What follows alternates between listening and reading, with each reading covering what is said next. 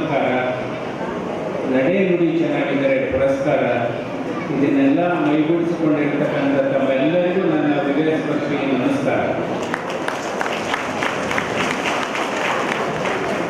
ಇವತ್ತು ಕುಣಿಗಲ್ ತಾಲೂಕು ಆಯೋಜಿಸಿರ್ತಕ್ಕಂಥ ಬಸವ ಜಯಂತಿ ಕಾರ್ಯಕ್ರಮಕ್ಕೆ ದಿವ್ಯ ಸಾನ್ನಿಧ್ಯವನ್ನು ವಹಿಸಿರ್ತಕ್ಕಂಥ ಪವಾಡ ಶ್ರೀ ಬಸವಣ್ಣ ದೇವರ ಮಠದ ಸಂಸ್ಥಾಪಕರಾದಂಥ ಶ್ರೀ ಸಿದ್ಧಲಿಂಗ ಮಹಾಸ್ವಾಮಿಗಳ ಪಾದಗಳಲ್ಲಿ ನಮಸ್ಕರಿಸುತ್ತಾ ಮತ್ತು ವೇದಿಕೆ ಮೇಲೆ ಇರತಕ್ಕಂಥ ಎಲ್ಲ ಪೂಜ್ಯರಲ್ಲಿ ನಾವು ಗೌರವಿಸುತ್ತಾ ತಮ್ಮೆಲ್ಲರಿಗೂ ಮತ್ತೊಮ್ಮೆ ನನ್ನ ಹೃದಯ ಸ್ಪರ್ಶಿ ಧನ್ಯವಾದಗಳು ಮತ್ತು ನಮಸ್ಕಾರಗಳು.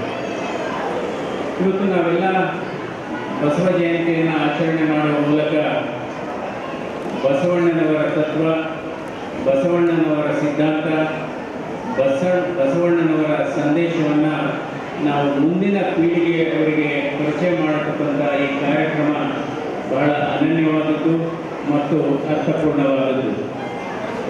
ಇವಾಗೆಲ್ಲ ನಾವು ಚುನಾವಣೆಯಲ್ಲಿ ನಿಂತು ಸಂಸತ್ತಿನಲ್ಲಿ ಸಂಸತ್ ಸದಸ್ಯರಾಗಿದ್ದೇವೆ.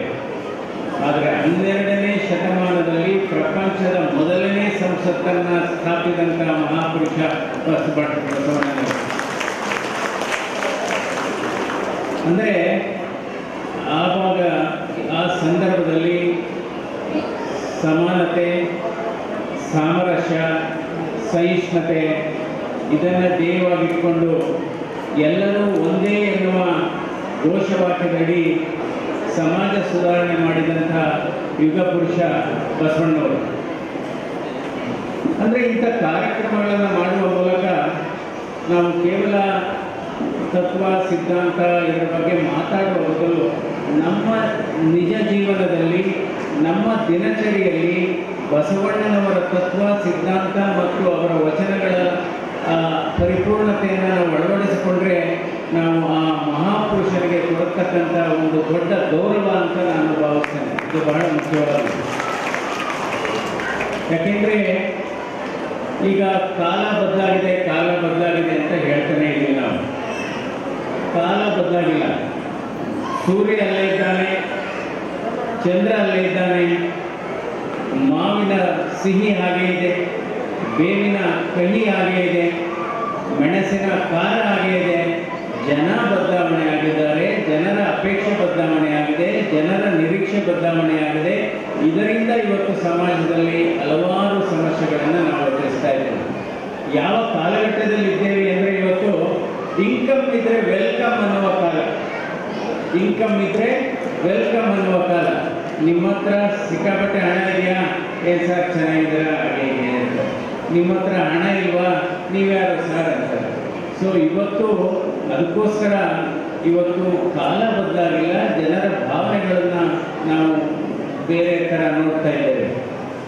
ಯಾಕೆಂದರೆ ಇವತ್ತು ಮನುಷ್ಯ ಜಾತಿ ಎಲ್ಲ ಜಾತಿಗಿಂತ ಒಂದು ಶ್ರೇಷ್ಠ ಜಾತಿ ಅಂತ ಹೇಳಬೇಕಾಗುತ್ತೆ. ಇವತ್ತು 24 ಲಕ್ಷ ಕೋಟಿ ಜೀವರಾಶಿ ಇದೆ. ಈ 24 ಲಕ್ಷ ಕೋಟಿ ಜೀವರಾಶಿಯಲ್ಲಿ ಮಾತಾಡೋದಕ್ಕೆ ದೇವರು ಕೊಟ್ಟಿರೋದು ಮನುಷ್ಯರಿಗೆ ಮಾತ್ರ. ಮಾತಾಡಲಿಕ್ಕೆ, ನಗಲಿಕ್ಕೆ ಅಥವಾ ನಾವು ಬೇರೆ ಸಂಭಾಷಣೆ ಮಾಡಲಿಕ್ಕೆ ಅವಕಾಶ ಕೊಟ್ಟಿರೋದು. ಅದರಿಂದ ವಿಶ್ವಮಾನವ ಸಂದೇಶವನ್ನು ನಾವೆಲ್ಲ ಕೇಳಿದ್ದೀವಿ. ಹುಟ್ಟುವಾಗ ವಿಶ್ವಮಾನವರಾಗ್ತೀವಿ, ಹೋಗುವಾಗ ವಿಶ್ವಮಾನವರಾಗಿ ಹೋಗ್ತೀವಿ. ಆದರೆ ಎಲ್ಲೋ ಈ ಹುಟ್ಟು ಸಾವಿನ ನಡುವೆ ಅಲ್ಪ ಮಾನವರಾಗತಕ್ಕಂಥ ನಾವು ವ್ಯವಸ್ಥೆಯನ್ನು ನೋಡ್ತಾ ಇದ್ದೇವೆ. ಅದರಿಂದ ಇವತ್ತು ಬಸವಣ್ಣರ ಸಂದೇಶ ಕೂಡ ಅದೇ ಆಗಿದೆ. ಹುಟ್ಟುವಾಗ ವಿಶ್ವಮಾನವರಾಗಿರಬೇಕು, ಹೋಗುವಾಗ ವಿಶ್ವಮಾನವರಾಗಿ ಹೋಗಬೇಕು. ಹುಟ್ಟು ಸಾವಿನ ನಡುವೆಯೂ ಕೂಡ ನಾವು ಸಮಾನರಾಗಿ ವಿಶ್ವಮಾನವರಾಗಿ ಹೋದರೆ ಬಹುಶಃ ನಾವು ಬಸವಣ್ಣವರಿಗೆ ಕೊಡ್ತಕ್ಕಂಥ ದೊಡ್ಡ ಗೌರವ ಅಂತ ಮತ್ತೊಮ್ಮೆ ನಾನು ಹೇಳ್ತೇನೆ. ಯಾಕೆಂದರೆ ಮನುಷ್ಯ ಜೀವನ ಅಂದ್ರೇನು ಅದನ್ನು ನಾವು ಮತ್ತೆ ಅರ್ಥ ಮಾಡ್ಕೋಬೇಕು.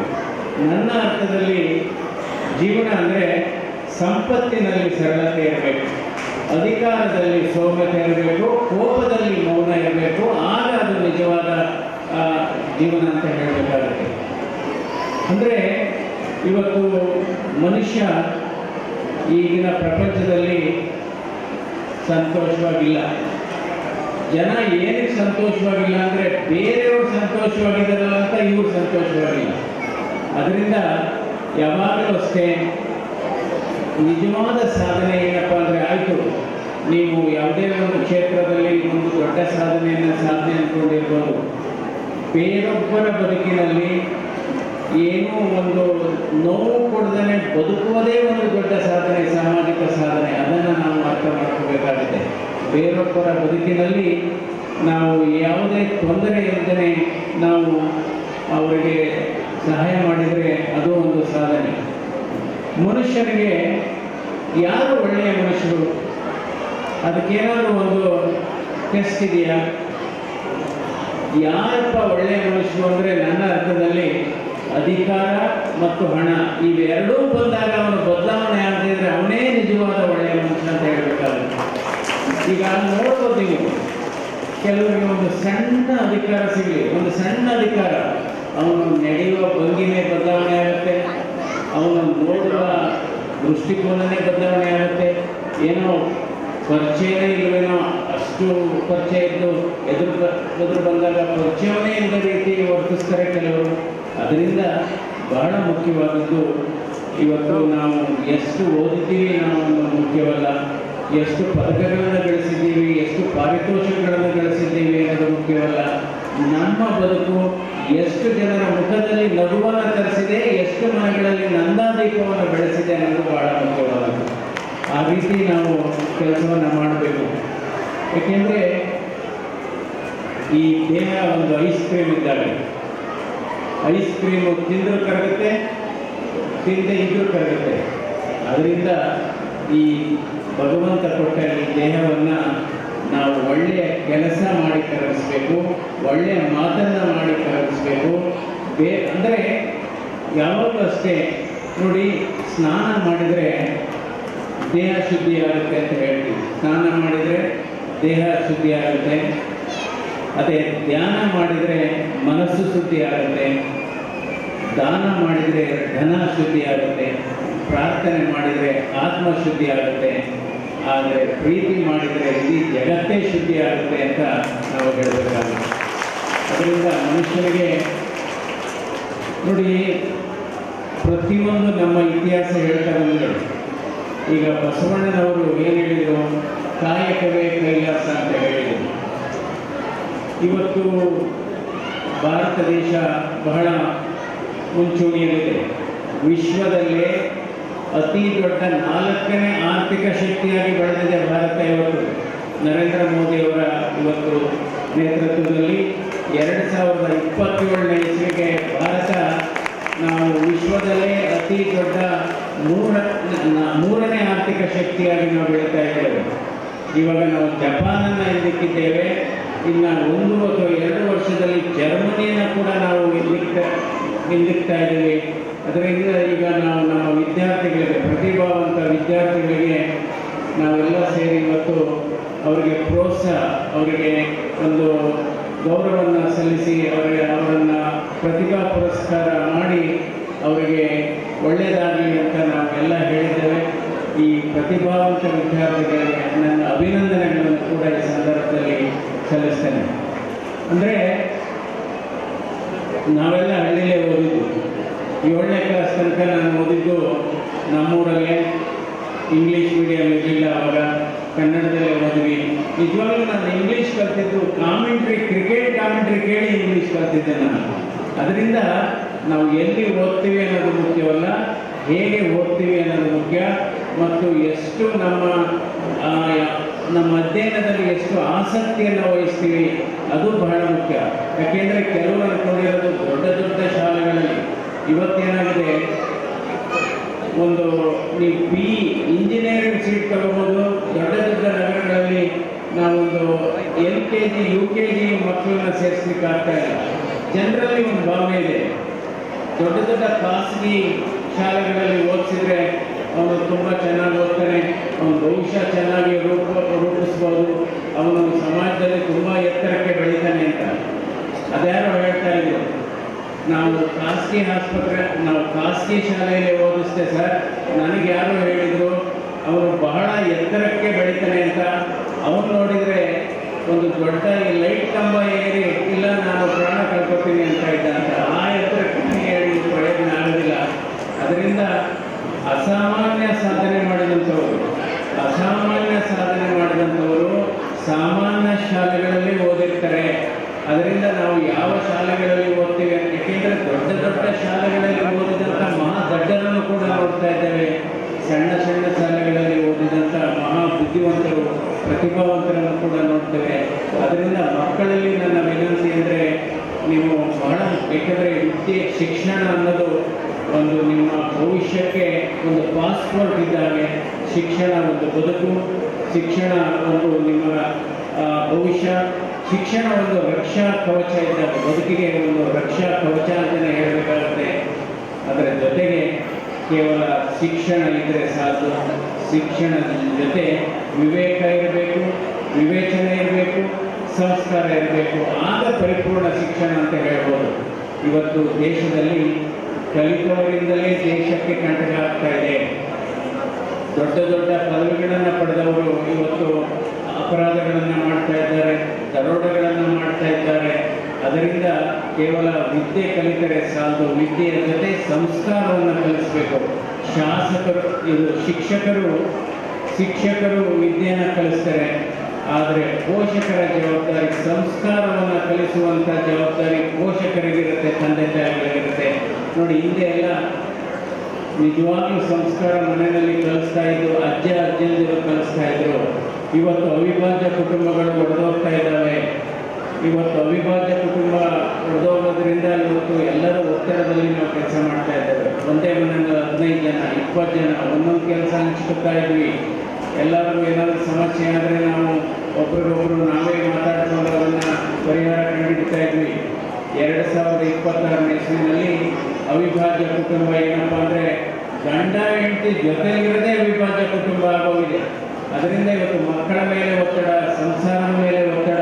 ನೋಡಿ, ಹಿಂದೆ 15 ಜನ 20 ಜನ ವರ್ಷಗಳು ಯಾರು ಮುನಿಸ್ಕೊಂಡ್ರೆ ಸಾಮಾನ್ಯವಾಗಿ ಹೋಗಿ ರಜಸ್ಕೊಂಡು ಮಲ್ಕೊಂಡು ಊಟ ಮಾಡಿದಾರೆ.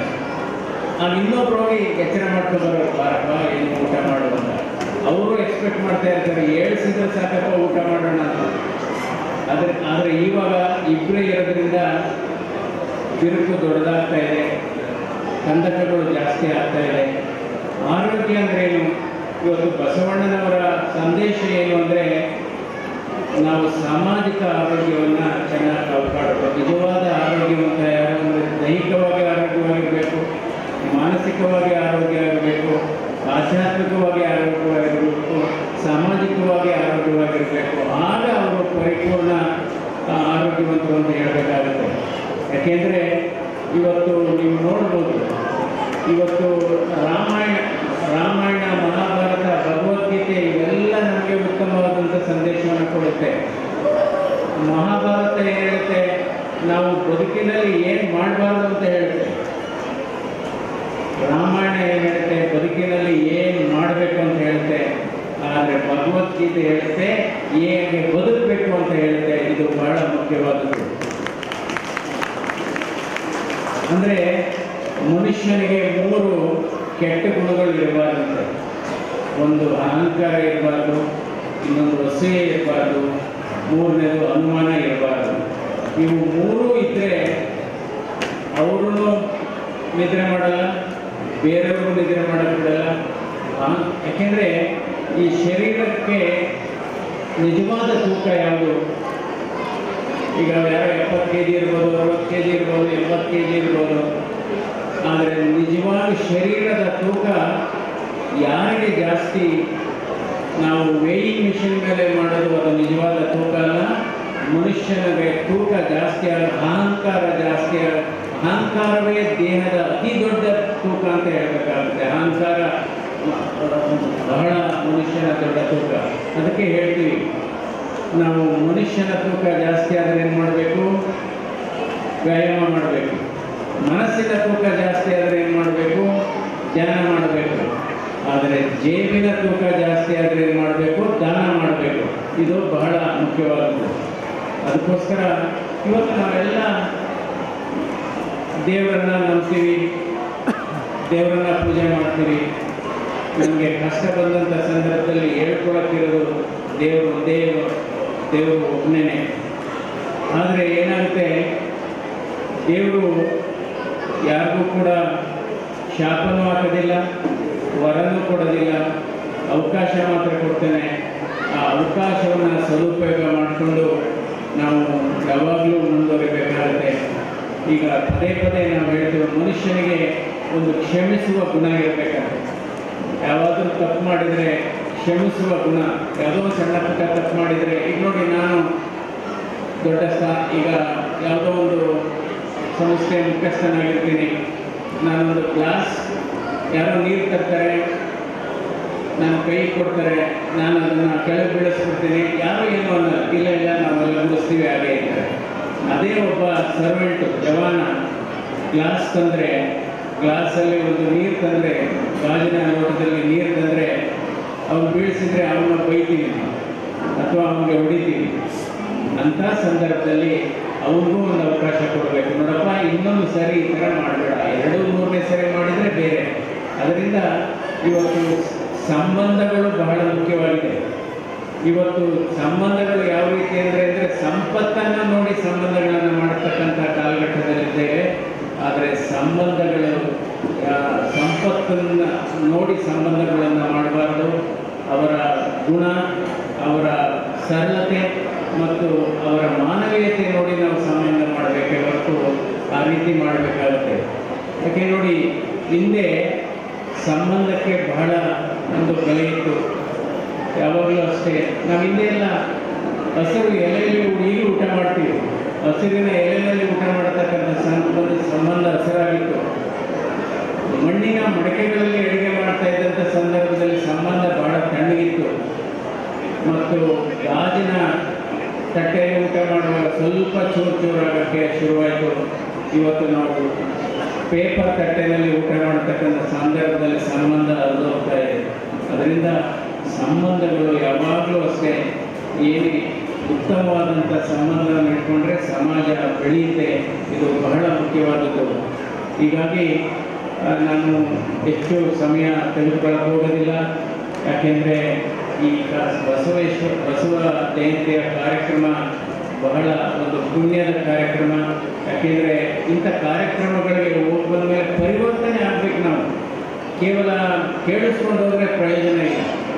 ಈಗ ನೋಡಿ, ನಾವು ಪ್ರಮಾಣ ವಚನ ಸ್ವೀಕಾರ ಮಾಡ್ತೀವಿ. ಪ್ರತಿಯೊಂದು ವೃತ್ತಿಯಲ್ಲೂ ಪ್ರಮಾಣ ವಚನ ಸ್ವೀಕಾರ ಮಾಡ್ತೀವಿ. ವೈದ್ಯರಾಗಿ ಮಾಡ್ತೀವಿ, ನರ್ಸ್ಗಳಾಗಿ ಮಾಡ್ತೀವಿ, ಜನರ ಪ್ರತಿನಿಧಿಗಳಾಗಿ ಮಾಡ್ತೀವಿ, ಸಚಿವರಾಗಿ ಮಾಡ್ತೀವಿ. ನಾವು ಆ ಪ್ರಮಾಣ ವಚನ, ಪ್ರತಿಜ್ಞಾ ವಿಧಿಯನ್ನು ಸ್ವೀಕಾರ ಮಾಡ್ತೀವಲ್ಲ, ಪ್ರತಿ ಸಾಲುಗಳಲ್ಲಿ ನಾವು ಏನು ಓದ್ತೀವಿ ಅದನ್ನು ನೀವು ಪರಿಪಾಲನೆ ಮಾಡಿದರೆ ಬಹುಶಃ ಭಾರತ ದೇಶ ಅಭಿವೃದ್ಧಿ ಹೊಂದಿದ ದೇಶ ಆಗುತ್ತೆ ಅಂತ ನಾನು ಹೇಳ್ತೇನೆ. ಯಾಕೆಂದರೆ ನಾವು ಏನು ಓದ್ತೀವಿ ಅದೇ ರೀತಿ ನಡ್ಕೋಬೇಕಾಗುತ್ತೆ. ಇದು ಬಹಳ ಮುಖ್ಯವಾದದ್ದು. ಯಾವಾಗಲೂ ಅಷ್ಟೇ, ಮನುಷ್ಯ ಪ್ರತಿಯೊಂದು ಮನೆಯಲ್ಲೂ ಹುಟ್ಟುತ್ತಾನೆ. ಆದರೆ ಮನುಷ್ಯತ್ವ ಹುಟ್ಟೋದು ಕೆಲವೇ ಮನೆಗಳಲ್ಲಿ. ಇದು ಬಹಳ ಮುಖ್ಯವಾದದ್ದು. ನಾವು ಒಳ್ಳೆಯ ಕೆಲಸವನ್ನು ಮಾಡಬೇಕು. ಕೆಲಸ ಮಾಡಿದ್ದೀವಿ ಅಂತ ಹೇಳಿಕೊಳ್ಳುವ ಸಾಲಿಗೆ ಸೇರಬಾರದು. ಅದಕ್ಕೆ ಹೇಳ್ತೀವಿ, ಸಾಧನೆ ಮಾತಾಡಬೇಕೇ ಹೊರತು ಮಾತು ಸಾಧನೆ ಆಗಬಾರ್ದು.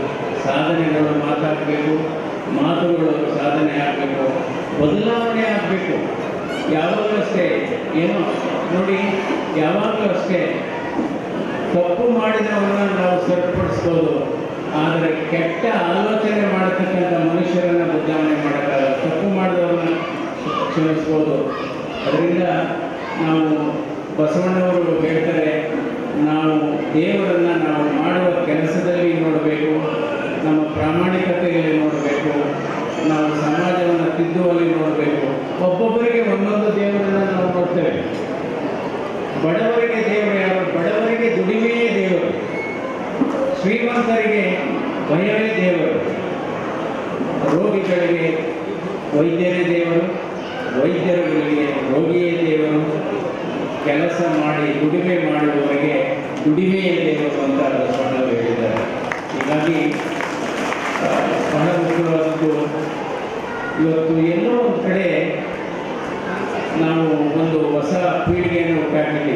ಆಯಿತು, ಭಾರತ ದೇಶ ಇವತ್ತು ಕೈಗಾರಿಕೀಕರಣದಲ್ಲಿ ಮುಂದಿದ್ದೇವೆ, ಗಣಕೀಕರಣದಲ್ಲಿ ಮುಂದಿದ್ದೇವೆ, ಆಧುನಿಕೀಕರಣ ಮುಂದುವರಿದ್ದೇವೆ.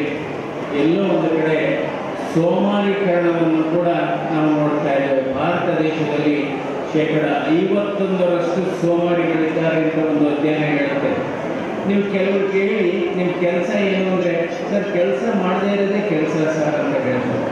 ಅದರಿಂದ ಶ್ರಮಜೀವಿಗಳಿಗೆ, ದುಡಿಯುವವರಿಗೆ ಕೆಲಸವೇ ವಿಶ್ರಾಂತಿ, ಸೋಮಾರಿಗಳಿಗೆ ಸೋಮಾರಿತನವೇ ಒಂದು ವಿಶ್ರಾಂತಿ.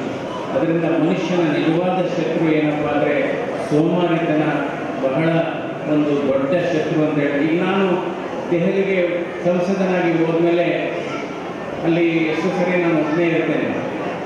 ನನ್ನ ಬಟ್ಟೆ ನಾನೇ ಒಪ್ಕೊತೀನಿ, ನನ್ನ ಐರನ್ ನಾನೇ ಮಾಡ್ಕೊತೀನಿ. ಅಲ್ಲಿದ್ದರಿಲ್ಲ ಸರ್ ನಾವು ಮಾಡ್ತೀವಿ ಅಂತ, ಇಲ್ಲಪ್ಪ ಅಟ್ಲೀಸ್ಟು ಎಕ್ಸರ್ಸೈಸ್ ಇದು ಮಾಡಿದಾಗ ನಾವು ಬಟ್ಟೆ ಹೋಗಿದ್ರೆ ಅದೇ ಒಂದು ವ್ಯಾಯಾಮ ಆಗುತ್ತೆ, ಐರನ್ ಮಾಡಿದರೆ ಅದರಿಂದ ಒಂದು ಭುಜಾಮ ಆಗುತ್ತೆ.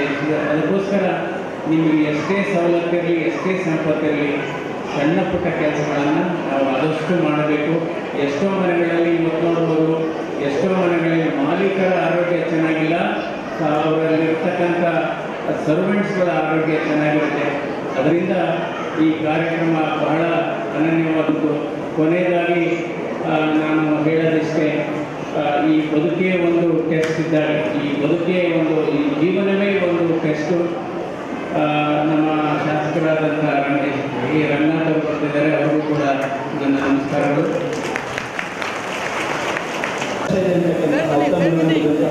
ಹೃದಯವಂತ ಡಾಕ್ಟರ್ ಸಿ ಎನ್ ಮಂಜುನಾಥ್ ಅವರು ಬೆಂಗಳೂರು ಗ್ರಾಮಾಂತರ ಲೋಕಸಭಾ ಕ್ಷೇತ್ರಗಳಿಗೆ ಧನ್ಯವಾದಗಳು.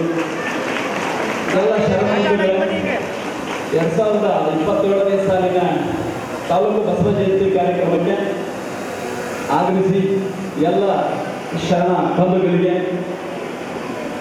ಹಿತ ನುಡಿಗಳನ್ನು ನುಡಿದು ಶುಭಾಶಯಗಳನ್ನು ಕೋರಿದಂತಹ doctor C N Manjunath sir ಅವರಿಗೆ ನಮ್ಮ ಸಮಾಜದ ಪರವಾಗಿ ಧನ್ಯವಾದಗಳು.